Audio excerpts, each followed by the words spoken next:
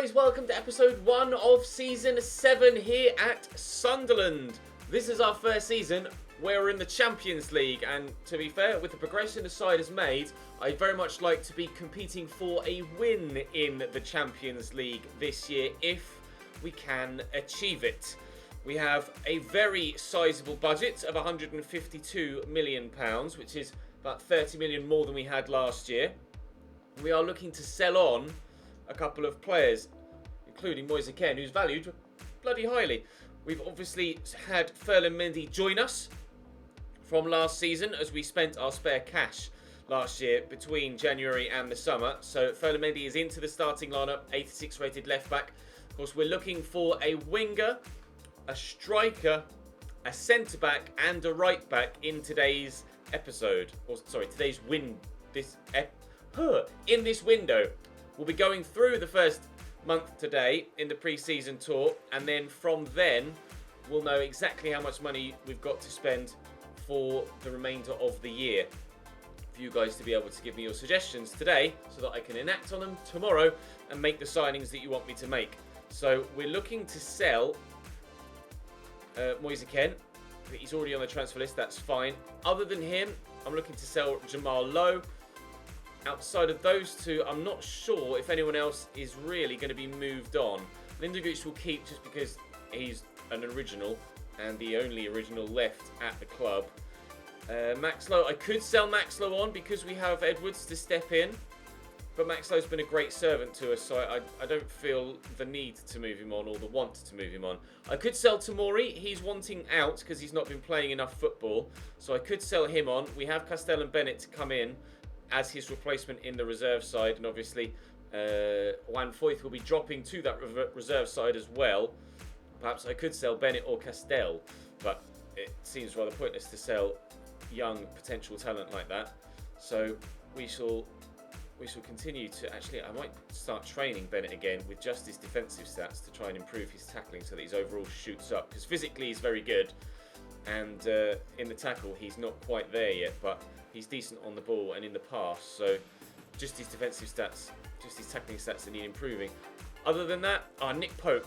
I'm going to add Nick Pope to the transfer list as well, and we'll look to sell him on. We're looking for a goalkeeper too. So there's a lot to be done in this transfer window. Our pre-season tournament has up to £9.5 million available to be won from it. The group looks easy. The other side, more difficult, with Sevilla, Valencia and Leverkusen. So getting out of the group should be pretty straightforward. Winning the pre-season tournament as a whole, a lot more difficult. With regards to the objectives this year, you sign a youth academy player to the midfield and also grow a youth academy player by 5 points, and then as soon as they've grown, play them in 5 matches. Not overly fussed about doing that. We'll wait and see how the season goes. We want to sign one crucial player to a midfield or forward position. We will be looking to sign a winger and a striker in this window, and shirt sales should be easy enough. Financially, no objectives again. Domestic success, you want me to finish in the top 4, that's fine. FA Cup, reach the final. We're wanting to do the treble this year, or at least compete for the treble. And they want me to reach the final of the Champions League as well. So they're expecting a lot of us this year, the board. But I'm hoping we can actually achieve that level of achievement, I guess. That level of success this season. With 150 million to spend, already a really capable forward 6, although of course one will be moved on and replaced, and I'm still open to perhaps moving Chalov to striker, Alexis McAllister to cam or centre forward, and then signing another central midfielder rather than signing another striker. But a big offer for Juan Foyth, which we'll reject. Obviously he's not going to be in the starting lineup too often this year, Juan Foyth, because we're going to look to sign a world-class centre back. But he's still going to be very, very important with regards to the full picture of the entire season, because if we are going to compete on as many fronts as we want to this year, we are going to need that squad depth. Quite happy to accept that bid right off the bat from Frosinone for Jamal Lowe, and we'll move a little bit further forward. He's on a fair whack wage-wise, actually, Jamal Lowe, so I'm hoping that we can put that to good use. Hopefully he'll be able to agree contract terms with someone, though. It might be a stumbling block in moving him on. We shall wait and see. This might be an email to let us know whether he's gone or not. No, it's a transfer for James Justin. We are looking for a new right back, but I'm not looking to replace James Justin at the club, just in the starting lineup. So we'll wait and see who we can bring on, or who you guys suggest to bring in at right back. Bear in mind, we are in season 7 now, so some of the players that start off really good at the beginning of a save will have aged out or started to decline by this point. So it's going to be quite tricky at this stage to try and isolate the right targets, but that's where you guys come in, and hopefully you'll be able to offer me the right suggestions. We'll be able to get the right player in. James Justin is very solid, but we are looking to take that final step up to go from top 4 qualification levels to win the league levels, and that is probably the biggest jump that we could possibly look to make. Transfer talks broke down. I think that might be a stumbling block with regards to his wages. 10.4 for Nick Pope. I'll try and negotiate a little bit more because he is valued at 11, but obviously at 32 years of age and with only a year left on his contract, I can't ask for too much more. I'll ask for 13, and we'll see if they'll come up a little higher. They might just play that. They haven't. 10.7. Okay. I'm going to need every penny I can get, to be fair, so how about 12?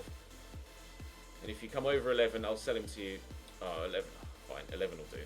He's 32, he's got a year left on his contract, so I don't want to risk not getting the sale. We'll sell Nick Pope on.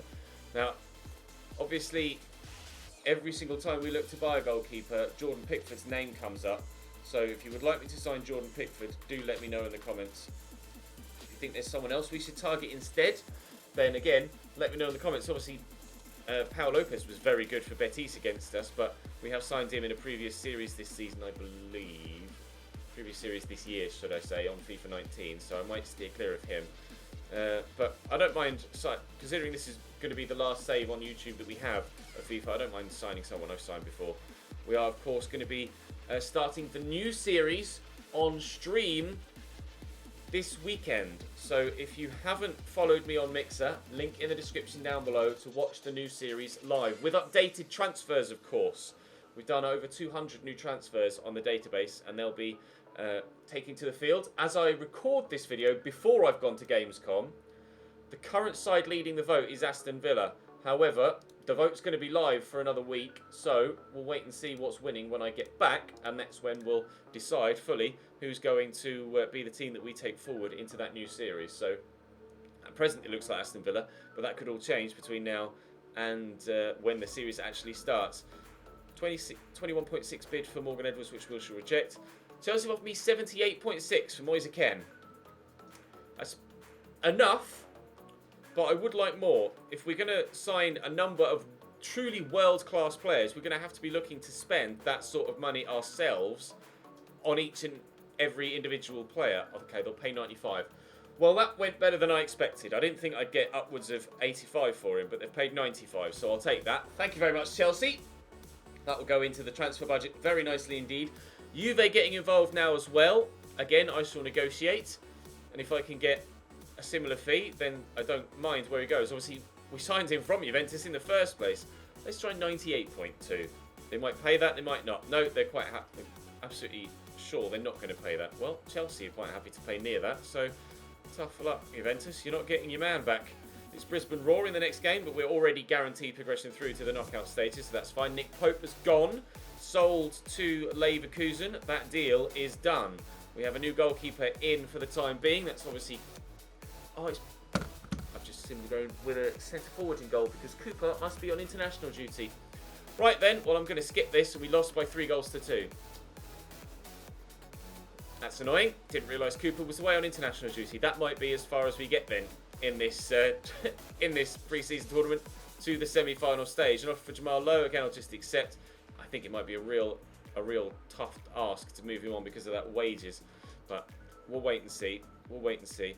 Right, is Cooper away on international duty? No, he's back now. Okay, good. Everyone's back from international duty because we were missing a number of players. Green has gone back in there, so let's do that. And then we can put Drew Ewing in the starting lineup for now. So that's what I'm thinking of doing. But maybe we sign another striker or a centre forward or another cam and put him there and move McAllister back down to the midfield. It's up to you.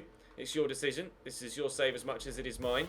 So we shall do as you would like. Just get this guy where he should be with regards the order of the squad. OCD is a pain in the arse. And we shall move forwards. And now we've got a goalkeeper in goal, we might actually be able to win this pre-season tournament. We've earned a decent amount of money already. Declan Rice has had a big offer coming in for him, 49 million. He's got a release clause of 61. I might need to renegotiate that contract because he's gone up in value, Declan Rice, and in rating. And I might need to ensure that we keep hold of him.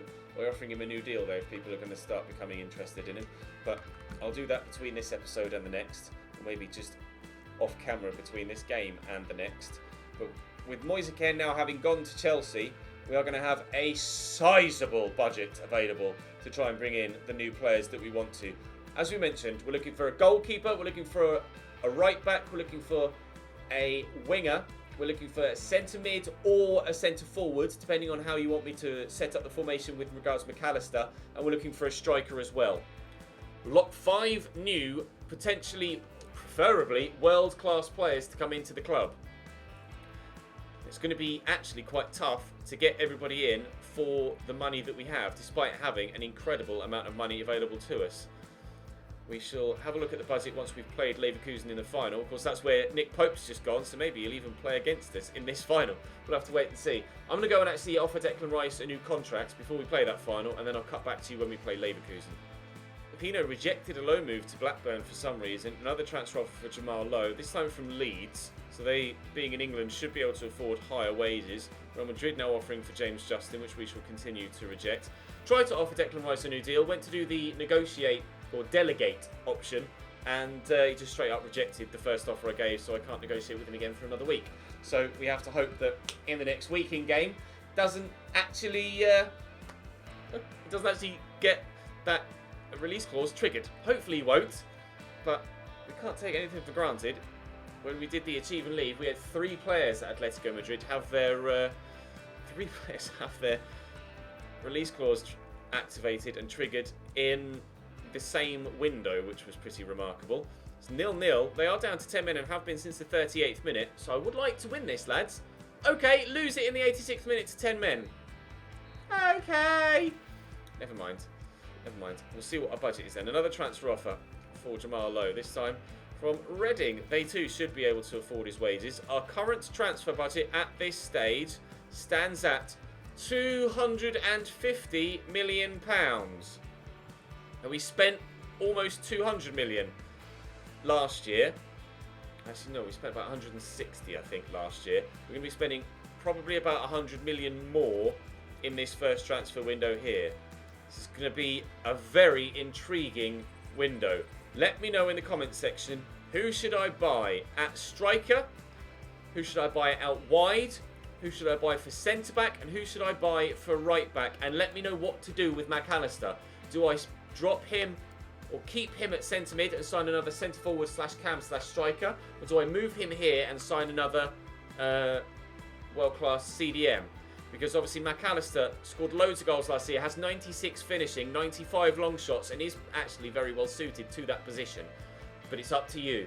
Let me know in the comment section down below. Do I sell Tomori as well? I'm not sure. Let me know about that in the comment section too, if you could be so kind. But for now, that's how we line up, and that's how we'll be looking to start the season. Although there is, of course, plenty of time for that to change. We'll be waiting to see what happens in the Champions League as well once the qualification round is out of the way. See who will be playing in the group stage. But for now, that's all for this episode. Thank you very much for watching. Drop the video a like if you enjoyed. Subscribe to the channel to make sure you don't miss out on any more of this series. Do follow me on Mixer and come and watch the new series over on stream. But for now, thank you very much for watching.